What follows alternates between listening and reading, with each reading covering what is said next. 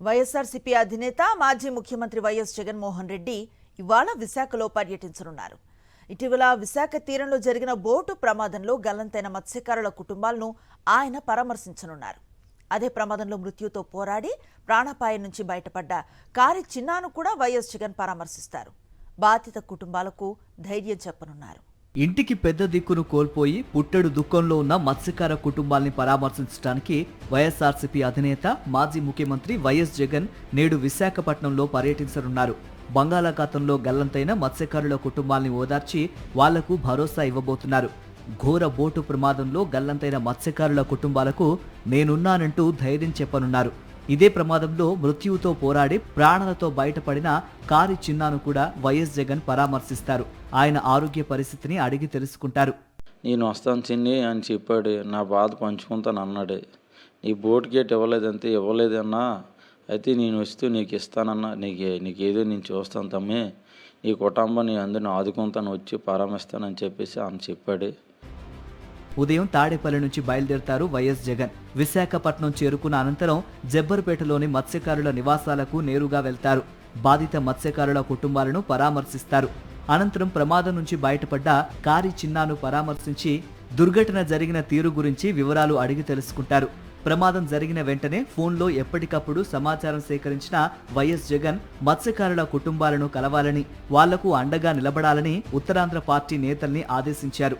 అధినేత ఆదేశాలతో కురసాల కన్నబాబు, గుడివాడ అమర్నాథ్, సీదిరి అప్పలరాజు, కేకి రాజు, వరదు కళ్యాణి, మజ్జి శ్రీనితో పాటు ఇతర వైఎస్ఆర్సీపీ నేతలు బాధిత మత్స్యకార కుటుంబాల్ని పరామర్శించారు. ఇప్పుడు నేరుగా వైఎస్ జగన్ ఆ కుటుంబాలను పరామర్శించబోతున్నారు. ప్రభుత్వ నిర్లక్ష్యం కారణంగానే 6 మత్స్యకారులు గల్లంతయ్యారని వైఎస్ఆర్సీపీ ఆరోపిస్తోంది.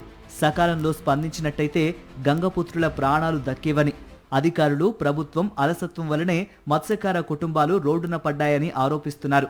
అలాగే బోటు ప్రమాదంలో గల్లంతైన మత్స్యకార కుటుంబాలను ఆదుకోవటంలో ప్రభుత్వం విఫలమైందని, బాధితుల కుటుంబాలను వైఎస్ జగన్మోహన్ రెడ్డి ఓదార్చి వారికి ధైర్యం చెప్తారని మండలి విపక్ష నేత బొత్స సత్యనారాయణ తెలిపారు.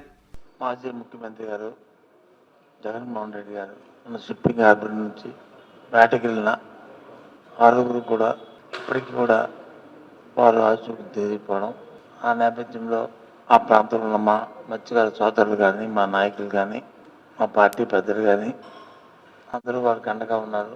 దాంతోపాటు మా అధ్యక్షుడు కూడా వచ్చి ఒక ధైర్యాన్ని కల్పించాలని ఒక జయంతో విశాఖ జిల్లా పర్యటనకు వస్తూ అక్కడికి వెళ్ళి ప్రయాణ వాళ్ళ కుటుంబాలను అందరినీ పరామర్శించి తిరిగి వెళ్ళడం అనేది జరుగుతుంది.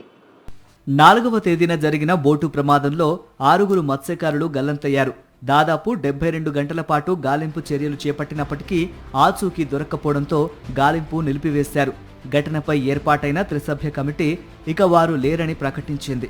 ఇంత జరిగిన తర్వాత కనీసం సానుభూతి చూపించలేదు మంత్రి కొల్లు రవీంద్ర. బాధిత కుటుంబాల మహిళల చేతిలో చెక్కులు పెట్టి కనీసం వారితో మాట్లాడకుండా, వారి అభిప్రాయం కూడా తెలుసుకోకుండా వెళ్లిపోయారు. అడ్డుకున్న మత్స్యకార కుటుంబాల్ని పోలీసులు పక్కకు లాగేశారు. ఈ ఘటన తర్వాత చంద్రబాబు, పవన్ కళ్యాణ్, లోకేష్ ఇలా ఎవ్వరూ ఇటువైపు చూలేదు. వీళ్లకు ఓట్లేసి గెలిపించినందుకు తమకు సరైన బుద్ధి చెప్పారని ఆగ్రహం వ్యక్తం చేస్తున్నారు గంగపుత్రులు. మరిన్ని అప్డేట్స్ కోసం ఛానల్ ను సబ్స్క్రైబ్ చేయండి. నోటిఫికేషన్స్ కోసం బెల్ ఐకాన్ పై క్లిక్ చేయండి.